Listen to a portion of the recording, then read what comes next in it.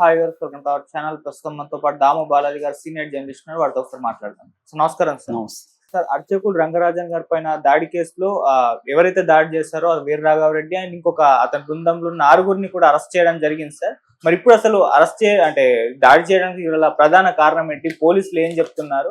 ఈ నేపథ్యంలో ఈయన రంగరాజన్ గారి బయోగ్రఫీ కూడా ఒకటి వైరల్ అయిపోతుంది, చాలా ఇంట్రెస్టింగ్ గా ఉందని చెప్తున్నారు. మరి ఆయన బయోగ్రఫీ గురించి మీరేం చెప్తారు? రంగరాజన్ ఆయన చిలుకూరు బాలాజీ టెంపుల్ ప్రధాన అర్చకుడు. సో అనువంశికంగా వాళ్ళకి ధర్మకర్తలు వాళ్ళే అనమాట, వాళ్ళ కుటుంబం. సో ఇప్పుడు ఆయన మీద దాడి జరగడం తర్వాత ఆయన ఎవరు, ఆయన బ్యాక్గ్రౌండ్ ఏంటి అనేది అందరికీ ఒక క్యూరియాసిటీ పెరిగింది. సో ఎందుకంటే సాక్షాత్తు ముఖ్యమంత్రి కావచ్చు, బీజేపీ నాయకులు కిషన్ రెడ్డి కానీ, బండి సంజయ్ కానీ, ఇలాంటి వాళ్ళందరూ కూడా ఆయన్ని పరామర్శిస్తున్నారు. కేటీఆర్ వాళ్ళ ఇంటికి వెళ్ళాడు, రేవంత్ రెడ్డి స్వయంగా ఆయనకి ఫోన్ చేశారు.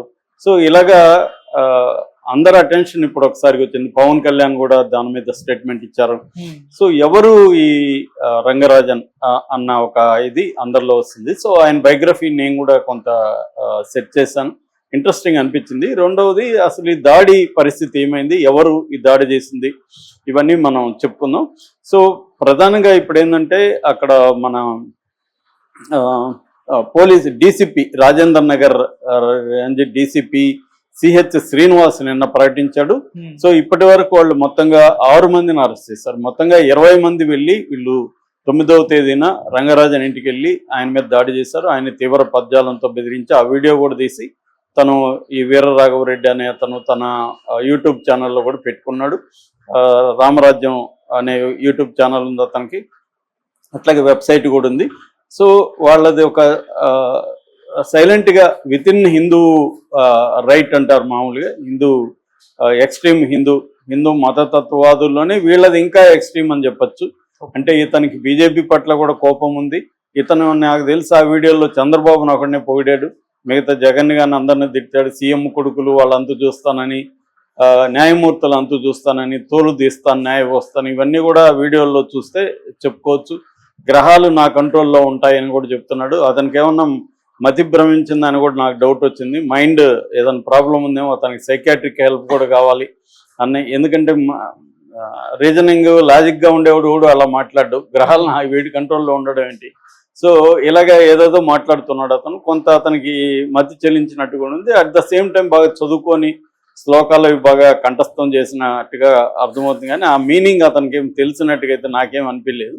ఎందుకంటే మామూలుగా ఈ బ్రాహ్మణ సంప్రదాయాల్లోనే ఒక ప్రాబ్లం ఏంటంటే బట్టీలు పడతారు తప్ప వాళ్ళు దాని కాంటెక్స్ట్ ఏంటి, దాని మీనింగ్ ఏంటి చాలా మందికి తెలియదు. ఆ మధ్య కూడా బ్రహ్మ విద్య నేర్పిస్తుంటే మేము షూట్ చేయడానికి వెళ్తే ఆ పిల్లల్ని అడిగాను నేను, బ్రహ్మాండంగా చెప్తున్నారు, ఎవరు బాబు మీకు మీనింగ్ వచ్చా అంటే మాకు తెలియదు సార్, మాకు చెప్పారు మీనింగ్ అని చెప్తున్నారు. అది 12 ఏళ్ల కోర్స్ ఏదో ఉంది బ్రహ్మ విద్య.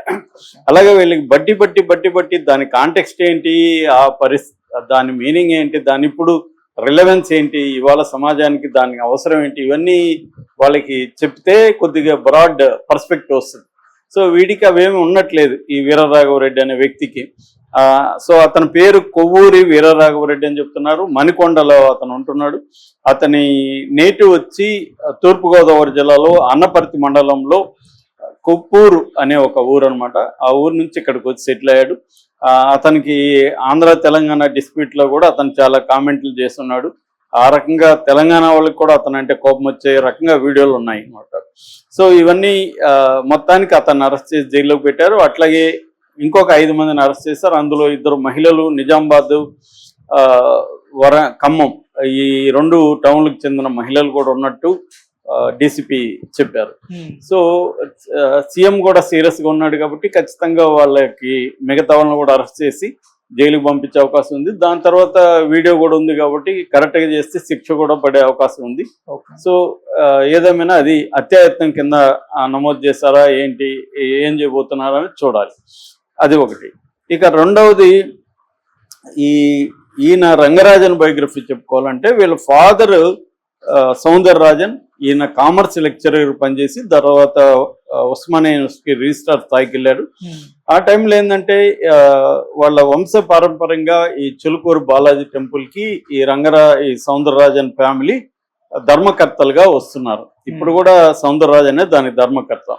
వస్తున్నప్పుడు ప్రభుత్వం దాన్ని బ్యాన్ చేసింది. వంశపారంపర్యంగా ఉండడాన్ని బ్యాన్ చేస్తే ఈయన సుప్రీంకోర్టు వరకు వెళ్ళాడు. సుప్రీంకోర్టు వరకు వెళ్ళి పోరాడి మళ్ళీ తెచ్చుకున్నాడు. అయితే ఈయనకి 3 పిల్లలు, 3 కూడా ఇంజనీరింగ్ 3 కూడా అబ్బాయిలు. ఈ మన రంగరాజన్ అని ఆయన మిడిల్ సన్. సో 3 అబ్బాయిలు, 3 కూడా ఇంజనీరింగ్ చదువుకున్నారు. ఎవరు కూడా అక్కడ అర్చక వృత్తి అనేది చేయట్లేదు వీళ్ళ ఫ్యామిలీలో. అప్పుడు సుప్రీంకోర్టులో ఈయన పోరాడుతుంటే ఒక అడ్వకేట్ ఈయన అన్నాడు, కాదయ్యా మీ 3 కొడుకులు ఇంజనీరింగ్లు కదా, వాళ్ళు ఎవరు ఇక్కడికి వచ్చి అర్చకత్వం చేసేది ఏం లేదు, నువ్వెందుకు ఇంత పాకులాడుతున్నావు ఈ గుడి ధర్మకర్తత్వం గురించి అని వీళ్ళ నాన్నని అడిగితే వీళ్ళ నాన్న కొడుకులకి చెప్పాడు, ఇలా అడుగుతున్నాడు రా నన్ను అని. అప్పుడు రంగరాజన్ ఏంటంటే ఇంజనీరింగ్ చదివి చెన్నైలో ఈయన జాబ్ చేస్తున్నాడు. అప్పటికే 99 నాటికే ఈయన శాలరీ 10 lakhs per annum అనమాట శాలరీ. సో ఆయన అప్పుడు ఈయన అనిపించింది 3 కొడుకుల్లో మిగతా 2 పెద్దగా పట్టించుకోలేదు, కానీ ఈ అబ్బాయి నిజమే కదా, మనం ఎందుకు ధర్మకర్తగా పోరాటం చేస్తున్నాం, అర్చకత్వం చేయాలి కదా అని తను డిసైడ్ అయ్యి జాబ్ మానేస్తానని వాళ్ళకి చెప్తే వాళ్ళు వదలకుండా ఈయన కోసమే ఒక హైదరాబాద్లో ఒక బ్రాంచ్ ఓపెన్ చేసి, నువ్వు హైదరాబాద్లోనే ఉండండి, మీరు గుడి చూసుకోండి కానీ జాబ్ చేయండి అని చెప్పి ఒక సౌత్ ఇండియా హెడ్ చేసేసారు ఈయన. కానీ దాంతో ఈయనకి ఇంకా బాధ్యతలు ఎక్కువైనాయి. పిల్లల్ని కాన్వెంట్లలో చేర్పించారు. సో మంచి కారు, చదువుకున్న భార్య, పిల్లలు, మంచి ఉద్యోగం, ఇలాంటి ఒక కండిషన్లో ఈయనకి ఎంతసేపు ఆ అడ్వకేట్ చెప్పిన డైలాగే గుర్తొస్తుంది, మనం దేవుని సేవలో కదా ఉండాలి, ఇటు వచ్చేసామన్న ఒక బాధతో ఈయన రిజైన్ చేసేసి భార్యని కన్విన్స్ చేసి, భార్య ఎంతో బాధపడిందంట, అయినా కూడా ఒప్పించాడు. సో పిల్లలకి ఇంకా తీసుకెళ్ళి ఈయన పిల్లల్ని కూడా గవర్నమెంట్ ప్రైవేట్ కాలేజీలో చదివించలేని ఒక ఆర్థిక పరిస్థితులకి వచ్చేసింది. ఎందుకంటే ఈయనకి శాలరీ లేదు. అక్కడేమి ప్రసాదం భోంచేయడం తప్ప అక్కడ గుడిలో ఎప్పుడు కూడా వీళ్ళు ఏంటంటే ఉండి కూడా పెట్టలేదు, ఇప్పటికి కూడా ఉండి లేదు.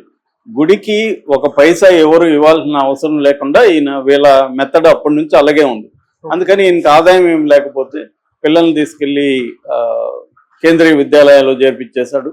బట్ మంచి షూట్ బూట్ వేసుకొని టై కట్టుకొని ఉన్న వ్యక్తి ఈ కాస్ట్యూమ్లోకి వెళ్ళిపోయాడు. భార్య చాలాసార్లు ఏడ్చేదంట ఈయన రూపం చూసి.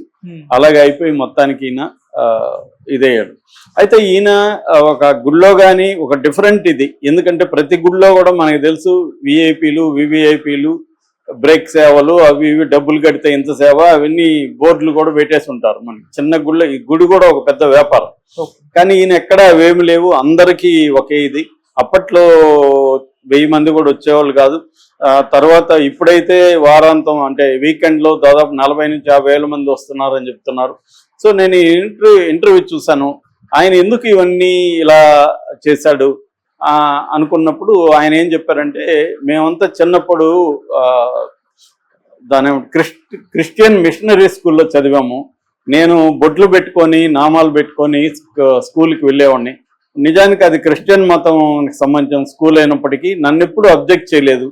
సో నాకు అక్కడ పరమత సహనం అంటే ఏందో నేను అక్కడ మా స్కూల్లో చూశాను. అక్కడి నుంచే నేను నేర్చుకున్నాను.